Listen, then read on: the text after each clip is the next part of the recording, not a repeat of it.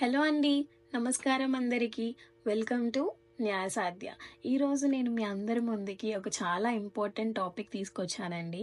రీసెంట్‌గా supreme court 3 years practice mandatory అని చెప్పి ఒక జడ్జ్‌మెంట్ రిలీజ్ చేసింది. ఈ జడ్జ్‌మెంట్ గురించి మీ అందరికీ తెలిసే ఉంటుంది. సో, ఈ జడ్జ్‌మెంట్ మీద చాలా మందికి చాలా డౌట్స్ ఉన్నాయి. సో, నేను ఈ వీడియోలో ఆ డౌట్స్ అన్నీ క్లియర్ చేస్తానని అనుకుంటున్నాను. సో, ప్లీజ్ వీడియో ఎండింగ్ వరకు చూడండి. So, supreme court 3 years practice mandatory అని చెప్పి only junior civil judge posts గురించి మాత్రమే చెప్పిందండి. జూనియర్ సివిల్ జడ్జ్ ఎగ్జామ్ ఎవరైతే రాయాలనుకుంటున్నారో ఆ స్టూడెంట్‌కి 3 ఇయర్స్ ప్రాక్టీస్ కంపల్సరీగా ఉండాలి.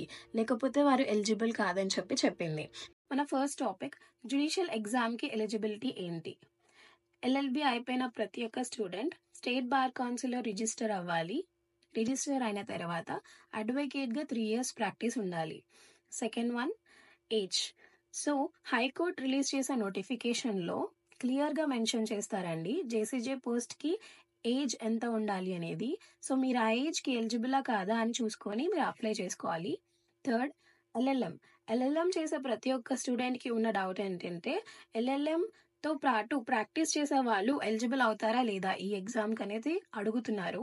సో, ఎల్ఎల్ఎం విత్ ప్రాక్టీస్ కూడా ఎలిజిబుల్ అండి. ఫోర్త్ కోర్ట్ క్లర్క్ ప్రాక్టీస్ కూడా ఎలిజిబుల్ అండి. ఓకే. ఫిఫ్త్ ఏపీఓ ప్రాక్టీస్ కూడా ఎలిజిబుల్ అండి. సిక్స్త్ పిహెచ్డి ప్రాక్టీస్ కూడా ఎలిజిబుల్ అండి. సో, ఈ ప్రాక్టీసెస్ అన్నీ ఎలిజిబుల్. కానీ మెయిన్ ఏంటంటే వాళ్ళందరూ స్టేట్ బార్ కౌన్సిల్‌లో రిజిస్టర్ అవ్వాలి.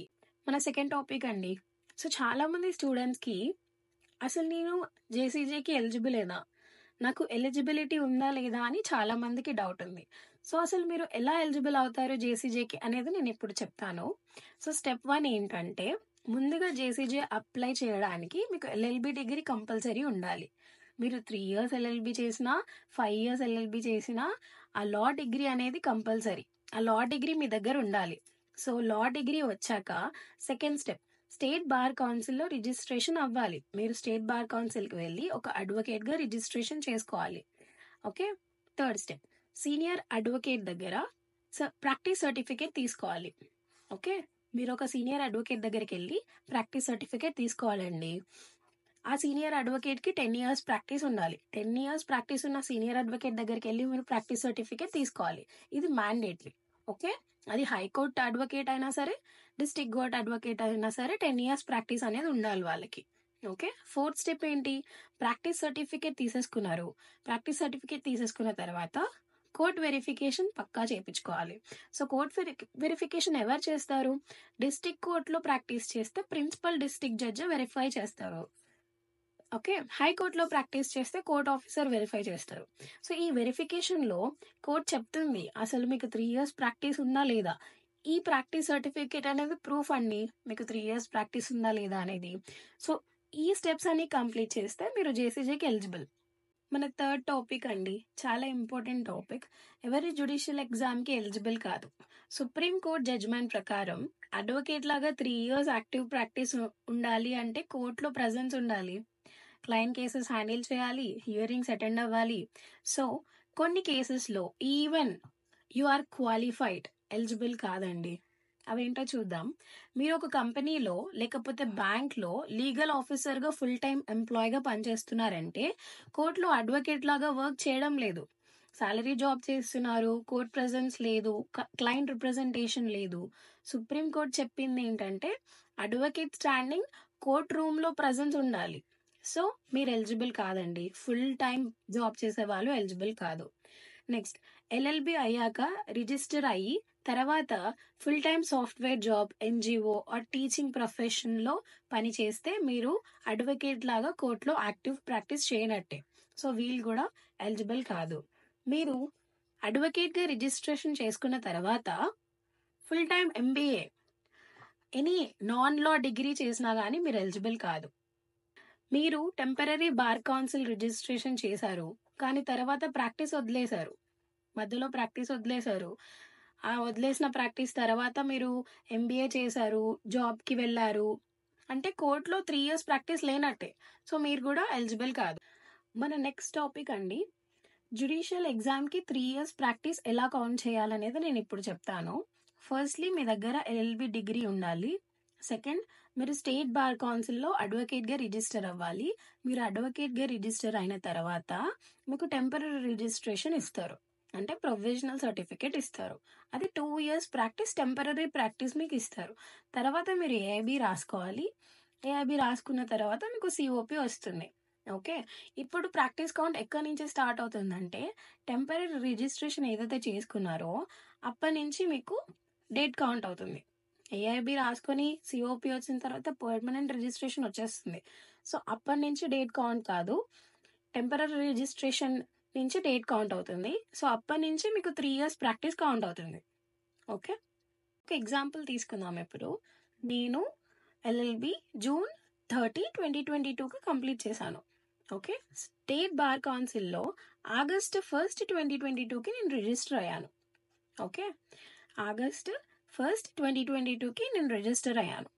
June 30కి నా ఎల్ఎల్బి కంప్లీషన్ అయిపోయింది. August 1st, 2022కి నేను రిజిస్టర్ అయ్యాను. ఏఐబి నేను April 2023లో రాశాను. ఓకే, నాకు సిఓపి 23rd April 2023లో వచ్చింది అనుకుందాం.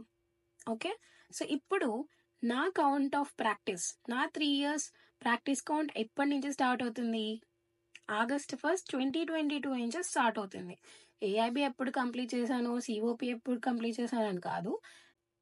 నెక్స్ట్ టాపిక్ అండి, చాలామంది స్టూడెంట్స్కి ఈ డౌట్ ఉంది, డిస్ట్రిక్ట్ బార్ అసోసియేషన్లో కంపల్సరీ మెంబర్షిప్ కావాలా అని అడుగుతున్నారు చాలామంది.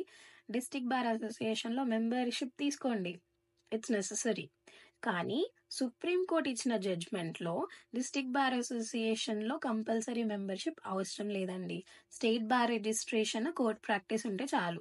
ఓకే, నెక్స్ట్ పెద్ద డౌట్ ఏంటంటే ఇప్పుడు నా దగ్గర వకాలత్నామా లేదు, నేను కేసు ఆర్గ్యూ చేయలేదు, నేను ఎలిజిబులేనా కాదా అని చాలామంది అడుగుతున్నారు.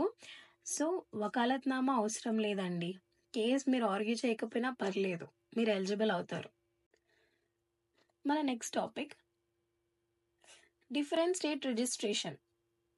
నేను నా ఎడ్యుకేషన్ ఆంధ్రప్రదేశ్లో కంప్లీట్ చేశాను, నా లొకాలిటీ కూడా అదే.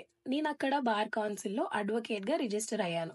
నాకు కొన్ని ప్రాబ్లమ్స్ రావడం వల్ల నేను తెలంగాణ హైకోర్టుకు వచ్చి తెలంగాణలో 3 years ప్రాక్టీస్ చేశాను. 10 years ప్రాక్టీస్ ఉన్న అడ్వకేట్ దగ్గర సర్టిఫికేట్ కూడా తీసుకున్నాను, నా సర్టిఫికేట్ వెరిఫై కూడా అయింది. సో నేను ఇప్పుడు ఎలిజిబులా కాదా, జేసీజే ఎగ్జామ్కి అప్లై చేయొచ్చా లేదా? సో నేను ఎలిజిబుల్ అండి. Different state registration is eligible. మీకు 3 years ప్రాక్టీస్ ఉండడం ఇంపార్టెంట్, మీ ప్రాక్టీస్ సర్టిఫికేట్ వెరిఫై అయినది అనేది ఇంపార్టెంట్.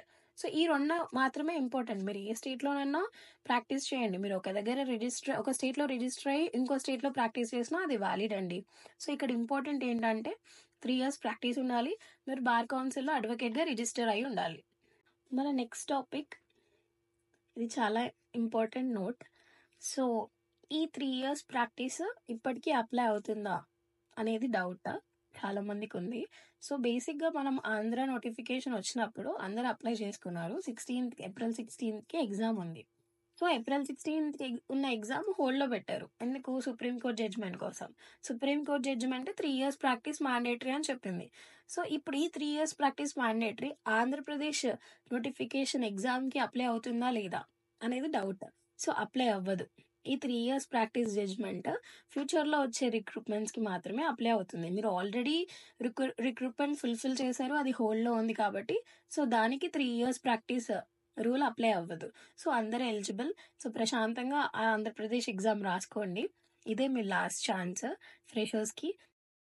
ఐ హోప్ మీ అందరికీ ఈ వీడియోతో క్లారిటీ వచ్చిందని నేను నమ్ముతున్నాను. ఈ వీడియోని జ్యుడిషియరీ ప్రిపేర్ అవుతున్న స్టూడెంట్స్కి తప్పకుండా షేర్ చేయండి. ప్లీజ్ లైక్ చేయండి, సబ్స్క్రైబ్ చేయండి, కమెంట్లో మీ డౌట్స్ అండ్ ఒపీనియన్స్ ఇవ్వండి. మన న్యాయం మన భాషలో. ధన్యవాదములు. జై హింద్.